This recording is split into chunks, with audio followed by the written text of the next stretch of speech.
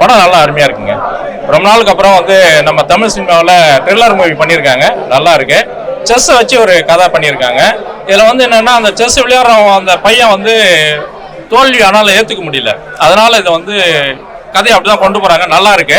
இதை கண்டிப்பாக எல்லாரும் பார்க்கும்போது அந்த சஸ்பென்ஸ் என்னன்றது அவங்களுக்கு புரியும். படம் பார்க்குறவங்களுக்கு புரியும். நல்லா இருக்கு. தோல்வியை ஒத்துக்கணும். தோல்வி ஒத்துக்க முடியாதவங்க அவங்க எவ்வளோ வெறித்தனமாக ஆகிறாங்கிறது அதில் மெசேஜாக கொடுத்துருக்காங்க அந்த படத்தில்.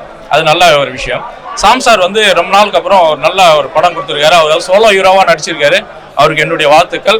அதில் ஹீரோயினியாக நடிச்சிருக்காங்க புதுமுகம், அவங்களும் நல்லா நடிச்சிருக்காங்க. டைரக்ட் சார் வந்து நல்லா டைரக்ஷன் பண்ணியிருக்காரு. கேமராமேன் சாரும் நல்லா ஒர்க் பண்ணியிருக்காங்க. கேமராமேன் சாருக்கும் வாழ்த்துக்கள். ஒரே ஒரு ஃபைட் தான் கொடுத்துருக்காங்க. ஒரு ஃபைட்னால நல்லா ஃபைட்டாக கொடுத்துருக்காங்க. கிளைமேக்ஸ் வந்து சார் என்னன்னா அதான் இதுதான் நான் சொன்ன அந்த விஷயம் தான். அந்த பையன் செஸ் விளையாடுறான். செஸ்ஸில் வந்து தோத்துடுறான். தோக்கும் போது என்ன ஆயிடுதுன்னா அவனை ஆப்போசிட்ல யார் தோக்கடிக்கிறாங்களோ அவங்க எல்லாருமே அவன் வந்து இது பண்றான். அது வந்து நான் சொல்ல விரும்பல. படம் பார்க்கும்போது அவங்களுக்கு புரிஞ்சிடும். அந்த தோல்வியை ஒத்துக்க முடியாதனால அவன் என்ன வெறித்தனம் அடையிறான் அப்படிங்கிறது தான் கதை.